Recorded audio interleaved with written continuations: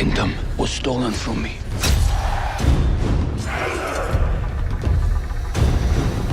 My heart knows only revenge. Well, I got out of the movie about an hour ago, so I'm still in shock from the awe of it all. Congratulations. Gee, thanks. Like, you had this incredible success making The Witch for basically a budget of nothing.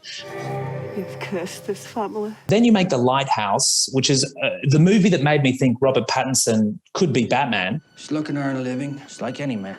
Starting new. On the run. Critics loved it.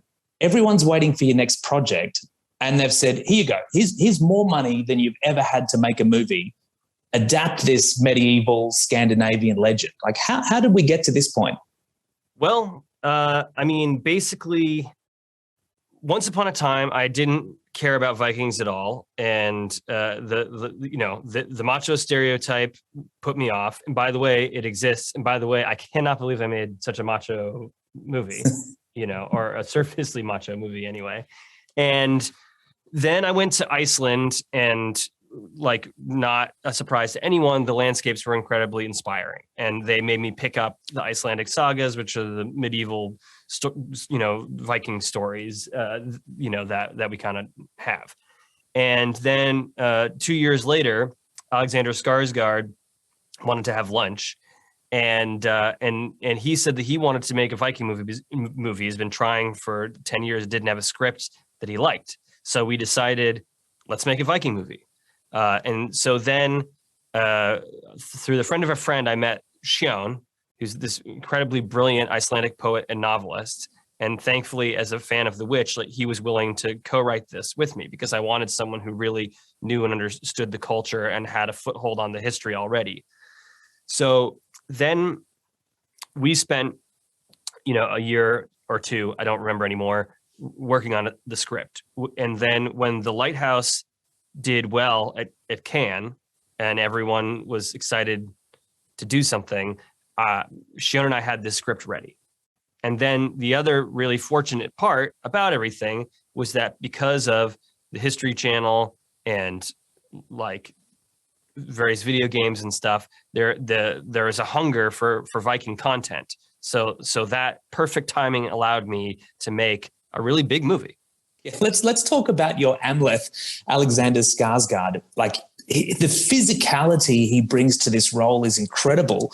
What did he tell you, and what conversations did you have about his physical preparation for this role? Because he looks like he could be on the cover of, Men's Health magazine, sort of, the top 10 tips to get Amleth's abs. I drew a picture of what I wanted Amleth to look like and sent it to him. And he said, looks like I'm going to have to eat my oatmeal. And that was kind of it, really, for about our personal conversation. So he brought on Magnus, who worked with him on Tarzan, and they developed he's a beast. He's a monster. His traps are like up to here. I mean, it's insane. But he worked incredibly hard. He also had to eat so much food that it was like shocking.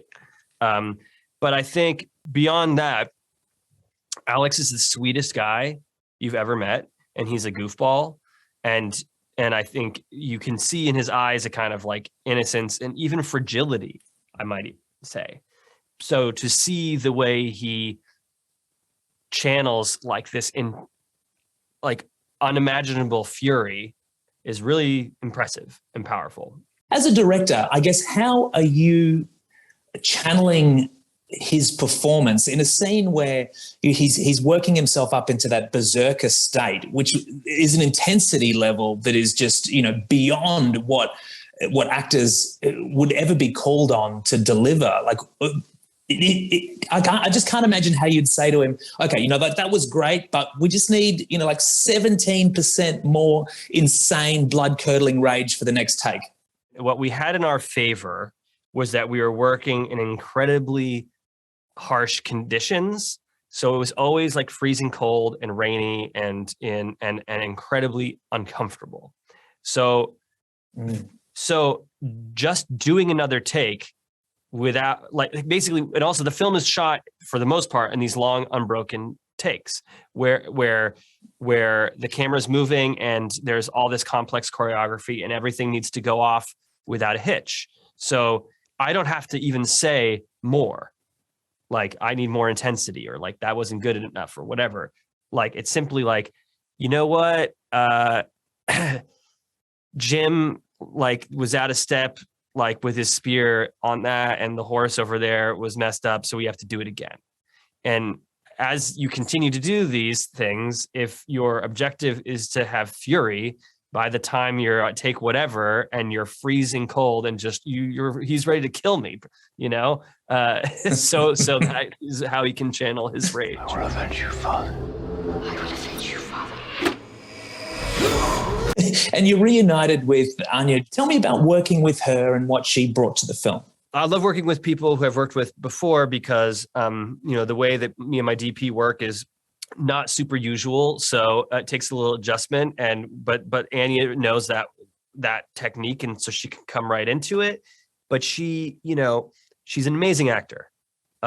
Obviously her facility with language is so strong. I mean, in The Witch, she's doing this early modern English, and she barely turned 18 years old, with such complexity and command of the language. And here she's speaking like a proto-Ukrainian. Your strength breaks men's bones. I have the cunning to break their minds. And part of how she's able to deliver such dynamic performances with language is that like the tiniest line she embeds with 2 tons of subtext. And then also she's just super cool and professional. I mean, there were Vikings on the mountain wearing loads of wool and leather and fur, and they're freezing, and Anya's wearing like a potato sack, and she's with all the other enslaved background performers, and she's not complaining at all, and she's setting a real example to everyone on set to this is how you conduct yourself.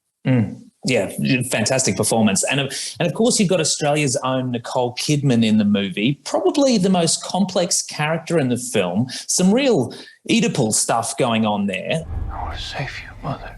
Why Nicole Kidman for this role?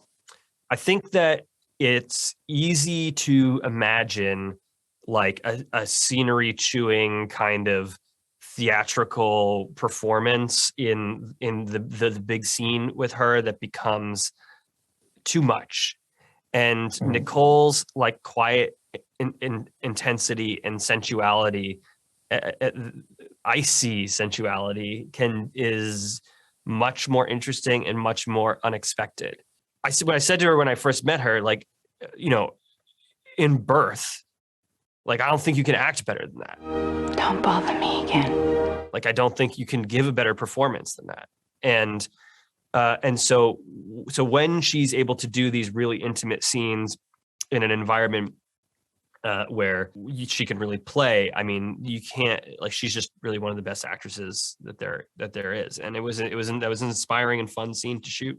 And then how do you balance the brutality of the period with, making a movie that doesn't exploit violence for entertainment's sake? Yeah, I mean, unfortunately, I'm sort of like repeating your question with the same question. I mean, I don't know, but it was certainly on my mind at all times, is how do I walk this line? Because the sagas that were so influential to this, like, are oftentimes literally like they're reading like 80s action movies. Like, I'm not kidding. Like, someone bashes someone's head in like with a really flashy move, and then they say, "That's what I call a headache." I'm serious, and so I'm trying to articulate a culture that like loves violence, and I'm making like an action set piece movie. So there are times when the violence literally does need to be thrilling and entertaining. But yeah, I don't condone violence. I don't want to celebrate violence. I don't want to glorify violence. I don't know the answer, but we were constantly thinking about it the whole time. And every choice, there's a couple, like one thing we didn't really need to see the guy's guts fall out. That kind of feels like a slasher horror movie. I regret that a bit. No, don't regret anything. It's visceral. It's incredible. Phenomenal film. I loved it. And I love all your work, and a big fan of Sean's as well. So I wish we had more time to talk about him. We've run out of time. Robert, congratulations again on the film. All the best. Thank you so much. Thanks.